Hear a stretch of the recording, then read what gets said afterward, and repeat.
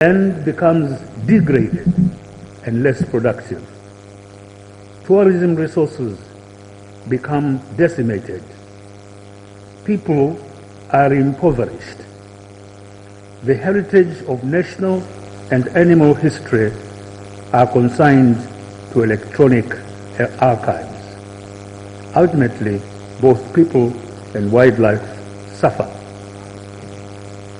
Africa's natural capital must be preserved and enriched. Poorly planned agricultural settlements, infrastructure development, and resource extraction must not drive the degradation of forests, rivers, and grasslands.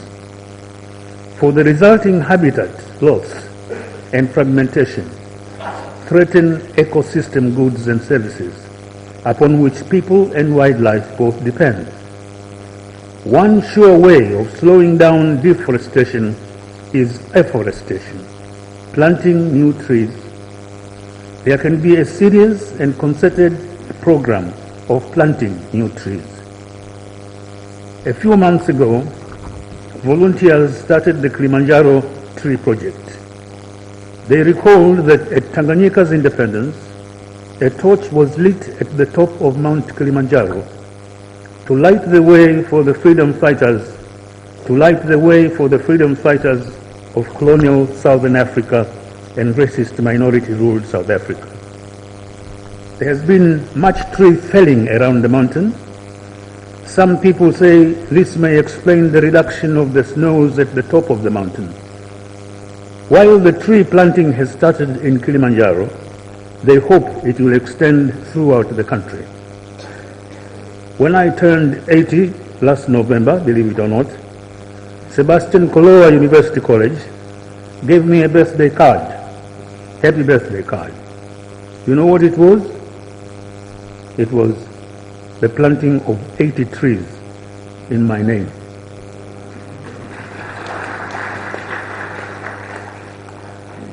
In September 2006, the UNFCCC Secretariat convened a conference on climate change adaptation, attended by 33 African governments and a number of international agencies and civil society groups.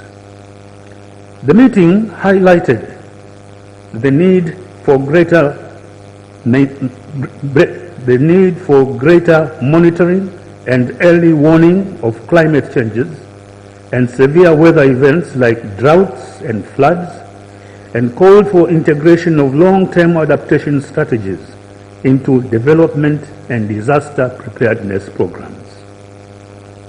As Sierra Leonean climate scientist Ogunyade Davidson has observed, and I quote him, "Africa never enjoyed the financial benefits generated by putting greenhouse gases up there through the industrial revolution of the developed countries in the first place.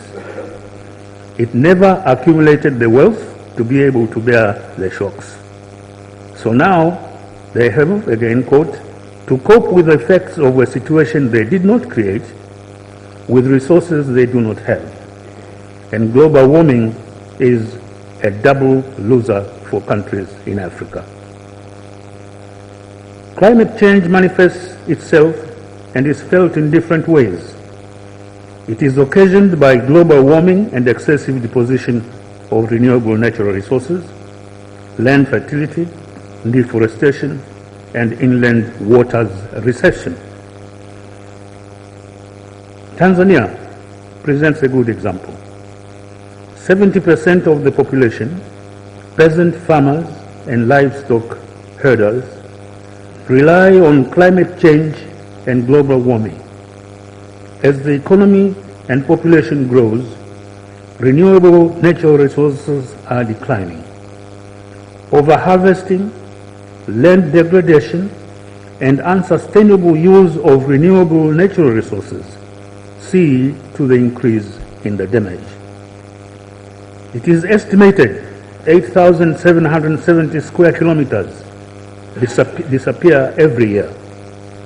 If this trend continues, by 2075, there will be no forests By 2075, there will be no forests in Tanzania.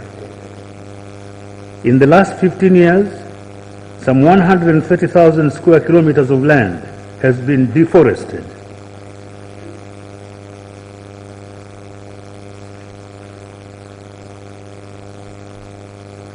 The possibility of tree planting is very real because the soils of the country are not yet badly degraded. In Uganda, on the other hand, this country is listed as at risk of losing all its forest because of unsustainable deforestation in 40 years. Forests and woodlands are estimated to cover about 15% of its land surface. Forests provide many economic and environmental benefits. They prevent soil erosion and help maintain water resources. Forestry-related activities can offer opportunities for jobs and skills, development for youth and women. We can protect natural forests and plant new forests. If we do that, we can create jobs as answer to our growing population. Reforestation is possible. In Kenya, Wangari Maathai's Green Belt movement planted over 50 million trees around Nairobi in about 10 years.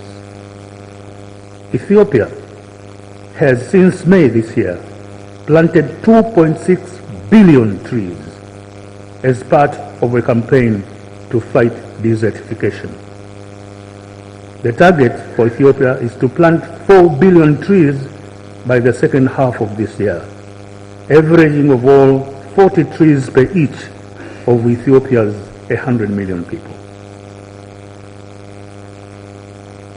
At the recently concluded 39th summit of the SADC, held here in Dar es Salaam 2 weeks ago, the outgoing chairman, President Hage Geingob of Namibia, pointed out the immense damage which was caused by weather changes in the region this year alone. And I quote him, "Climate change is real and our region can attest to this fact.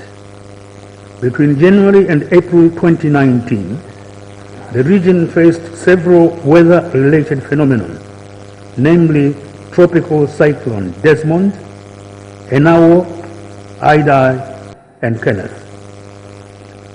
As a result of these events, we witnessed extensive flooding in Comoros, Mozambique, Tanzania, Madagascar, Malawi, and Zimbabwe. Heavy rains also affected KwaZulu-Natal in South Africa."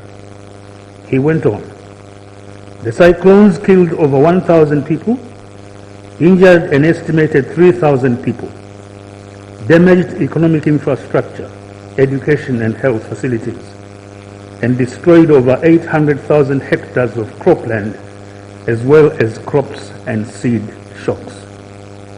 Over 3.3 million people were affected and required immediate humanitarian assistance, including food, shelter, clothing, potable water, sanitation, and medical support." In addition, he went on, "Below average rainfall and prolonged dry spells resulted in reduced agricultural production, thus negatively affecting pasture and livestock, as well as water supply for human and other users. Member states affected by severe drought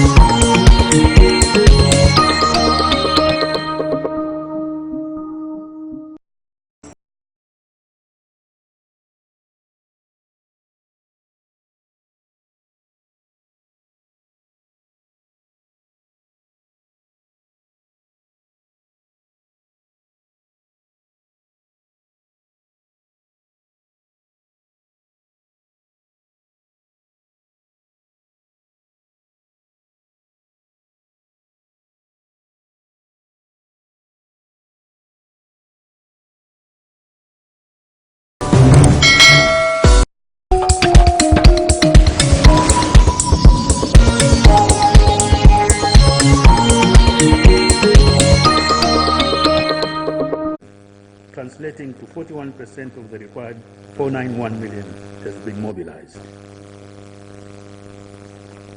Record low temperatures in temperate and cold parts of the world, in the northern and southern hemispheres, have been accompanied by frequent natural disasters. On our continent, we have seen typhoons and floods on unprecedented scales. With electronic media, we have witnessed rains and winds decapitate towns and hamlets, displace populations, destroy food crops in flooded farms, and take lives of hundreds of people. A writer in the journal Science states that planting billions of trees across the world is by far the cheapest and most efficient way to tackle climate change. As trees grow, they absorb and store the carbon dioxide emissions that are driving global heating. New research estimates that worldwide tree planting programs could remove 2/3 of all the emissions that have been pumped into the atmosphere by human activities. A mind-blowing figure, according to the scientist. The July Analytical Review in Science calculated how many additional trees could be planted globally without encroaching on cropland or urban areas. It found that there are 1.7 billion hectares of treeless land on which 1.2 trillion native trees, saplings, would naturally grow. Using the most efficient methods, 1 trillion trees could be restored for as little as $300 billion. The chief drawback, of course, of this reforestation as a solution to the climate crisis is that trees grow slowly, hence a projection of 50 to 100 years to reach full carbon sequestering potential. All this appears to fall appears too tall an order, but there is no alternative. We must arouse an inflated interest by government, the general public, and environmental activists on the worsening climate impacts and remedial measures. Biodiversity has a galvanizing effect on human health and well-being. Last May 20th, observing International Day for Biodiversity, the UN Secretary General Antonio Guterres observed that the quality of water we drink, the food we eat, the air we breathe, all depend on keeping the natural world healthy.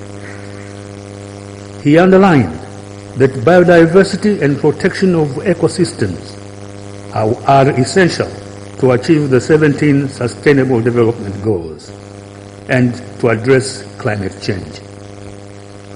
Mr. Guterres urged all governments, business, and civil society to, and I quote him, take urgent action to protect and sustainably manage the fragile and vital web of life on our one and only planet, end of quote. The UN Secretary General has called a special climate summit to be held in New York this coming September 23rd. This will be followed by COP25 in Santiago, Chile, and COP26 in the UK. The UN Convention on the Laws of the Sea will meet to negotiate a new global ocean treaty next year. It may be possible to reach an agreement emphasizing sustainable farming and fishing on the one hand, and a limit to deforestation on the other. Africa must be represented at these gatherings. What am I advocating? I am advocating the proclamation of renewal of our commitment to preserve national parks, nature reserves, and wildlands as a national and world heritage. They can contribute to national income and job creation. Encroachment should not be entertained or accommodated. but also flora and fauna are important factors to realizing national development operations. Communities must be incorporated in the programs for sustainable management of forests, and carbon credits therefrom should devolve to their benefit. The UN program for deforestation and forest degradation should devolve incentives to them for adaptation to land use in financial terms. Government and communities must collaborate always in the introduction of climate-sensitive agriculture and sustainable energy solutions. Communities must be sensitized and empowered to secure their water resources. Water user associations must be encouraged, so also must be rainwater harvesting. The population must be conscientized to the reality that development is not someone else's concern. That is the meaning of self-reliance and self-development. African countries should put in place, by policy and practice, a land use policy. This should spell out, with a minimum of equivocation, rights of occupancy and an adjudication system of resolution of land disputes. These should spell out clear guidelines and procedures for determination and enforcement. Simultaneously, they should adopt an ecosystem-based adaptation for rural resilience. There should be continuing public and citizen education on the imperative of respecting and protecting designated national forests, national parks, and national wildlife and wildlands. The citizens must be made to appreciate the true socio-economic, biological, and scientific importance of wetlands, and assisted to change from a harvesting to a management approach. The citizenry must be oriented towards the search for alternative clean fuel use, just as governments consider and promote wind and solar energy. Countries must embark on programs of reforestation and educate the populace on the importance of reversing land degradation and renewing degraded ecosystems. There must be devised a national biodiversity and action plan. Allow me to say a word about the African Wildlife Foundation, of which I am Vice Chairman of the Board. Nearly 60 years old, it is one of Africa's largest and oldest NGO. It believes first and foremost in a future where human development includes thriving wildlife and extensive wildlands as cultural and economic assets for Africa's future generations. A recent landmark UN report revealed that 1 million species are at risk of extinction, with alarming implications for human survival, yet we have the tools and knowledge to respond. Now more than ever, public and private interventions are needed. Our top priorities are to reduce poaching and human-wildlife conflict, to tackle the illegal wildlife trade, to protect wildlife in its natural habitat and restore ecosystems, and to support Africans to prioritize wildlife and wildlands as essential to development. As our saying goes, when we protect wild animals and wildlands, we protect Africa's future. Ladies and gentlemen, the world today is characterized by rapidly advancing disorientation and dysfunction. Big power alliances are coming apart. Small power integration is proceeding at snail's pace. International cooperation is less professed and may stand out